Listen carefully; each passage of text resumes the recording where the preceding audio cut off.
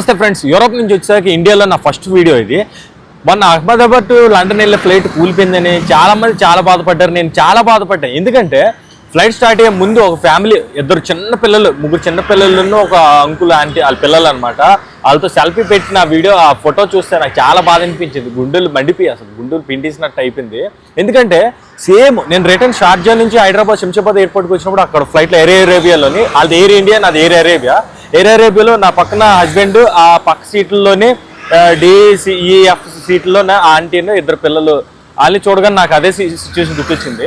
అయితే ఏంటంటే చాలా దారుణం, 260 మంది చచ్చిపోవడం అంటే ఆ మెడికల్ స్టూడెంట్లతో పాటు పైలట్లు, అందులో పిల్లలతో సహా అసలు బాడీలు కూడా గుర్తుపట్టలేనంత బాధ అనిపించి చాలా దారుణం అసలు. అయితే ఏంటంటే రతన్ టాటా గారు ప్రతి ఫ్యామిలీకి ఎక్స్గ్రేషియా ప్రకటించారు. చనిపోయిన వాళ్ళకి ఒక్కొక్కరికి పర్ హెడ్, ఈ ఫ్యామిలీలో ఎంతమంది ఉంటే అన్ని కోట్లు, ఒక మనిషికి ₹1 కోటి చొప్పున ప్రకటించడం. డబ్బులు జీవితంలో మళ్ళీ తిరిగి రాలేవు, డబ్బులు ఏంటంటే మనుషులు తేలేవు, ప్రాణాలు పోయలేవు. అయితే ఈ డాక్టర్లు ఇదంతా అనవసరం. డబ్బులు ఉంటే అందరూ బతికేస్తారు, డబ్బులతో ఏం చేయలేము. కాకపోతే ఏంటంటే పూర్తిగా ఫ్యామిలీలతో చనిపోయిన వాళ్ళకి ఏం చేయలేం, కానీ వాళ్ళ ఫ్యామిలీలో ఎవరో ఉంటారు. ఇప్పుడు పెద్ద దిక్కు ఉంటారు ఇంట్లో, తండ్రి అనేసి అలాంటి వాళ్ళు కోల్పోతే వాళ్ళ జీవితం రోడ్డు మీద పడిపోతుంది, పిల్లలు వైఫ్ వీళ్ళందరూ. అలాంటి వాళ్ళు కొంచెం ఎంతో కొంత ఆసరా అనమాట, డబ్బులతో ఏదో బిజినెస్ పెట్టుకోవడం, లేకపోతే ఏదో బాగుపడటం ఏదో ఉంటుంది.